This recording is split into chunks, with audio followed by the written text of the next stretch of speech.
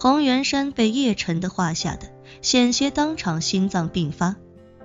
要是按照自己刚才放出的狠话，那叶晨以其人之道还治其人之身，必然是要撕烂自己的嘴，再把自己的舌头扯下来。先别说自己这身子骨能不能经得住，就算能，经历完这些之后，自己怕是也没了半条命。想到这，惶恐无比的他捂着胸口，强忍着心脏的剧痛，哭着对叶晨说道：叶先生，在下年纪大了，经不起折腾了。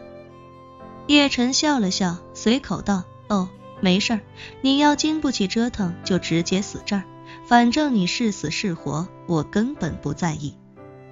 洪元山眼睛都哭肿了，跪在地上不停地向叶晨磕头，口中哭喊道：叶先生，在下真的知错了，求您高抬贵手。叶晨不由皱了皱眉，冷声道：车轱辘话说起来没完了。说完，他看向跪在地上的林教头，淡淡道：念在你曾是万龙殿的一员，我可以让你保留你的修为，但是应该怎么表现就得看你自己了。林教头一听这话，整个人顿时一怔，旋即他下意识地看向洪元山，怒喝道：洪元山，你这老狗误我！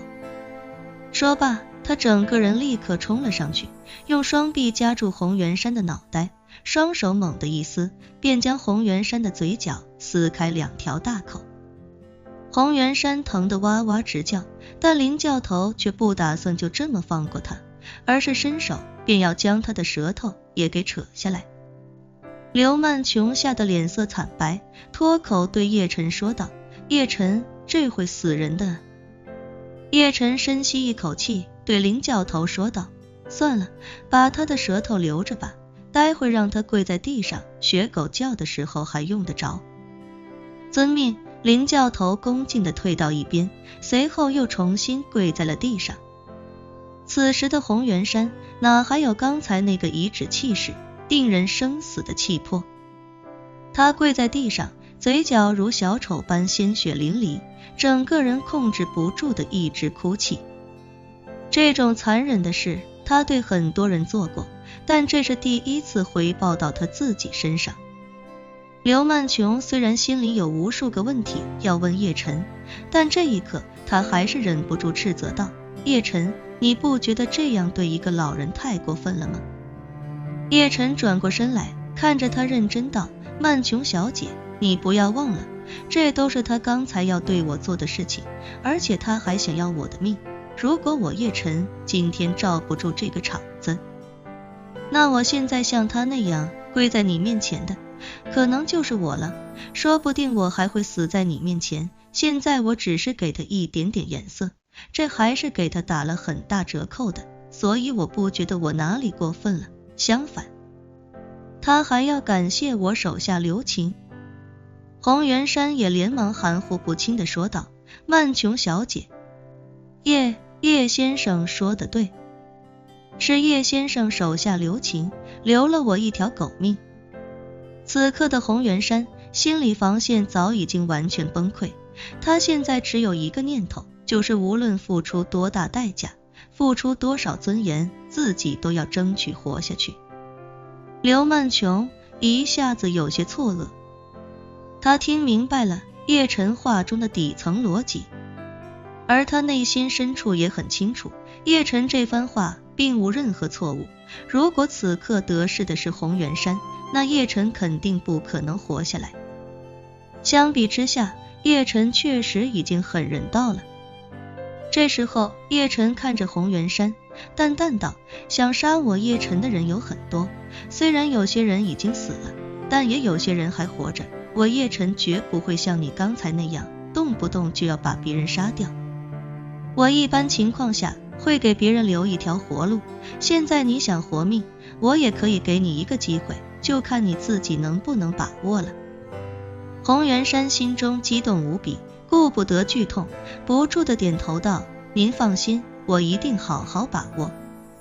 叶晨淡淡道：首先，我要你散尽所有家财，把所有的资产全部捐给慈善机构，你一分钱都不能留。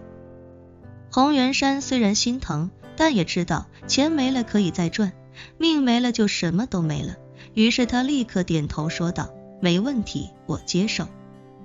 叶晨又道，其次，今天你的这帮手下都知道了我的身份，我这个人比较低调，不太喜欢身份泄露出去，所以按理说这些人是要全部灭口的。叶晨这话一出，现场所有小弟吓得屁滚尿流，不少人想跑，但此时门口一道身影直接把想跑出去的人全都扔了回来。站在门口的便是万龙殿一名5星战将，万破军让他守住门口，就是要确保不放走一个人。有他一人在，这些小混混根本没有任何逃走的机会，不少人刚跑到门口就被一拳打成重伤。叶晨这时候冷声道，所有意图逃走的人格杀勿论。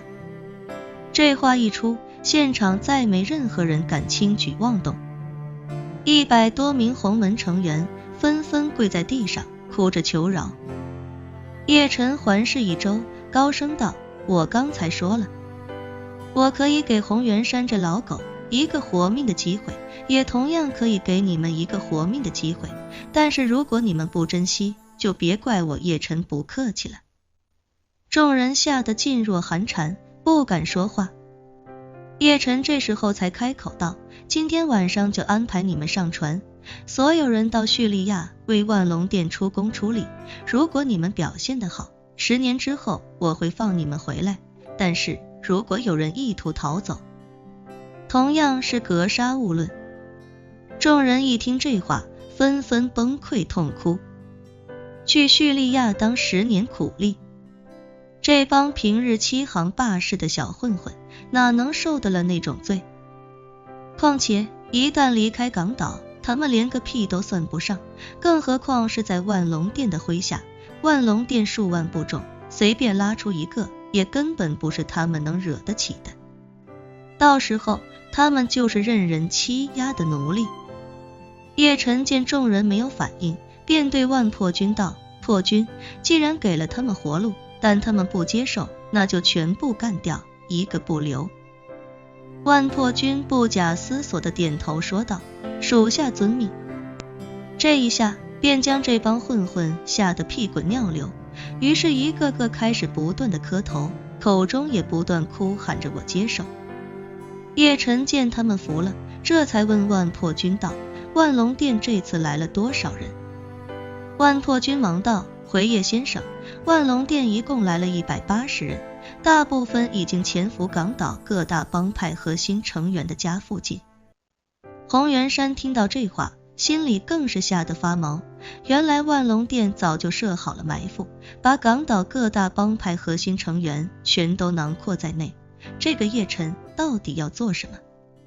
他都已经是万龙殿之主了，难道还会觊觎港岛帮派手里的这1亩3分地吗？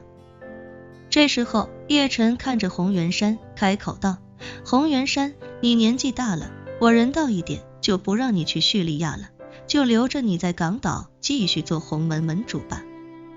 洪元山听闻这话，惊喜无比的磕头道，谢谢叶先生高抬贵手。谢谢叶先生高抬贵手。叶晨冷笑道，你先别急，我留你在洪门，还有个任务要给你。洪元山忙道，叶先生您请说。叶晨道，我要你在未来10年里为万龙殿筹措100亿美元经费。100亿。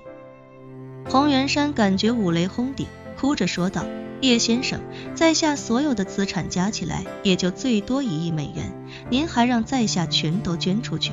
您让在下怎么在10年时间筹措100亿美元啊？叶晨指了指他身边的钟云秋，淡淡道，你不是还有个孝顺的干儿子吗？